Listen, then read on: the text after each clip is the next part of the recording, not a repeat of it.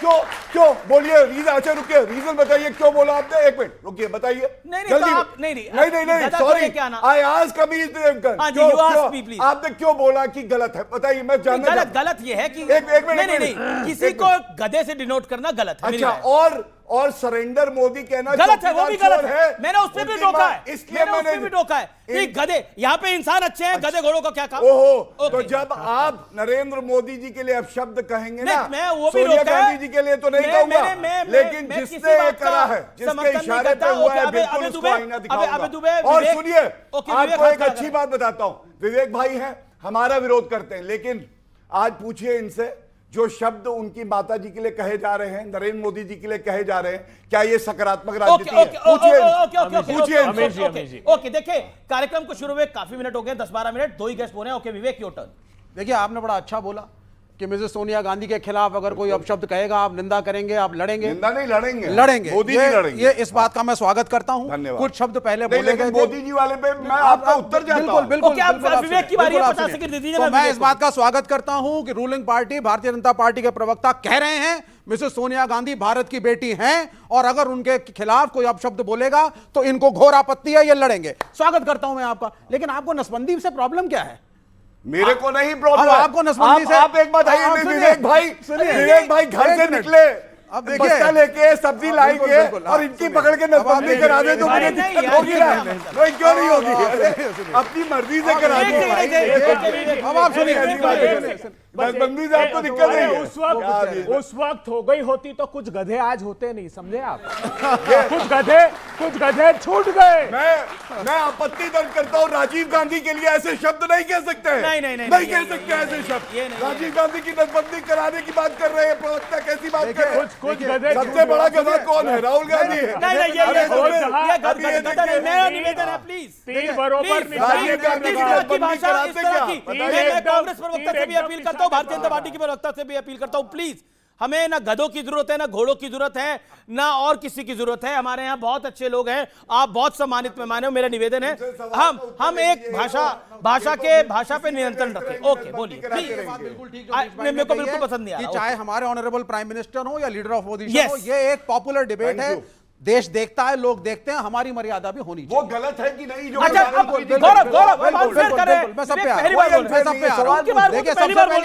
सबसे पहली चीज, गौरव भाई को नसबंदी से बड़ी प्रॉब्लम है, फैमिली प्लानिंग से बड़ी प्रॉब्लम है, मोहन भागवत साहब को प्रॉब्लम है। वो कह रहे हैं हिंदू कम से कम 3 बच्चे जरूर पैदा करो। वो सत्यप्रकाश मिश्रा मेरे दोस्त खड़े हैं, वो कहते हैं हिंदू 10 करेगा, मुसलमान सिर्फ 1 करेगा। तो यहाँ कंसेंसस नहीं बन पा रहा है। फैमिली प्लानिंग कौन करेगा, कौन नहीं। अरे एक सेकंड, आप सुनिए। विवेक डोंट यील्ड डाउन, आप मेरे से बात करिए और आप टॉपिक पे बात। नहीं, टॉपिक पे आज ओके। देखिए, डिबेट में कटाक्ष तो चलेगा, कटाक्ष तो चलेगा। उन्होंने नहीं बोला, वापस है। ठीक है, कटाक्ष को एक सेकंड सर। अब ये हो गया। अब यानी कि भाई इस मुल्क के अंदर अगर आबादी ज्यादा है तो आपकी कम से कम एक नीति होनी चाहिए। और कितना लोकतंत्र चाहिए? लोकतंत्र मजबूत है, कितने सबूत चाहिए कि लोकतंत्र मजबूत है? मोदी की मां को गाली, वोट चोरी हो रही है, और तो और नेपाल बनाने की कामना हो रही है। अब बीजेपी ने जवाब दिया कि अगर नेपाल की आप कामना कर ही रहे हो तो सबसे पहले तो आपको बोरिया बिस्तरा उठा के भागना पड़ेगा, चाहे बिहार का यादव परिवार हो, चाहे यूपी का यादव परिवार हो, चाहे दिल्ली का गांधी परिवार हो।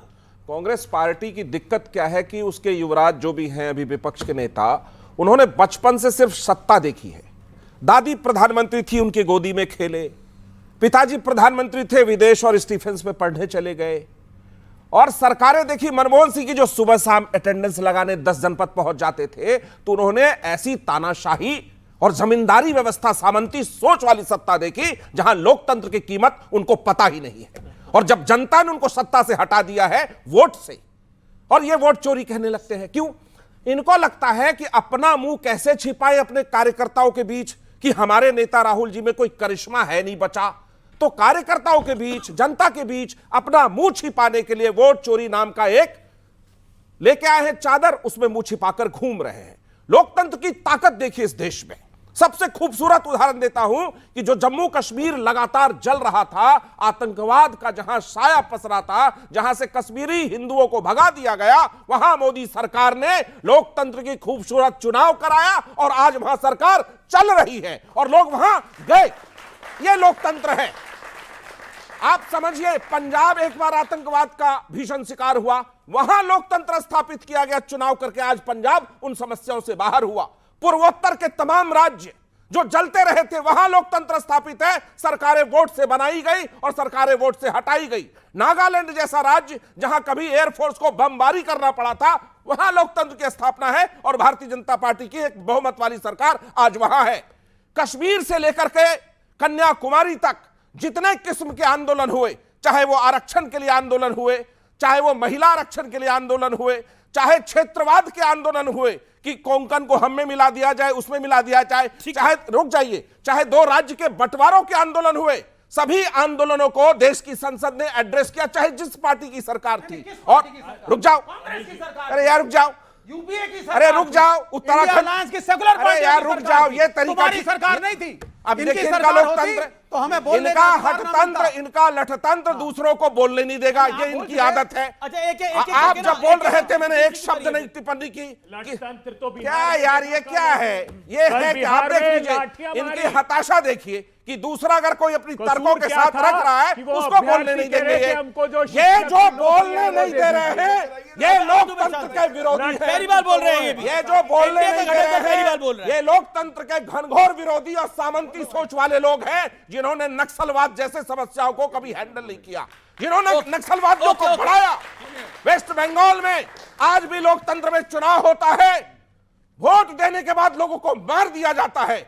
उस लोकतंत्र की दुहाई देने वाला वामपंथ आज भी जिंदा है और डबली बजाता रहता है। बीच में नहीं, ये बीच में नहीं बोलो please. I was just giving example of strong democracy of India, क्योंकि आपका कार्यक्रम भारत में, भारत के लोग देखते नहीं, भारतीय जो बाहर बसे हैं वो भी देखते हैं। हमारे देश के लोकतंत्र का चेहरा कोई कम करके आकेगा, वो इस लोकतंत्र का गद्दार है, वो इस लोकतंत्र का दुश्मन है। ओके, आप कह रहे हैं कि जो भारत के लोकतंत्र को कम करके आकेगा, वो लोकतंत्र का गद्दार है। सतीश के सिंह, अभी तक आप भी नहीं बोले हैं।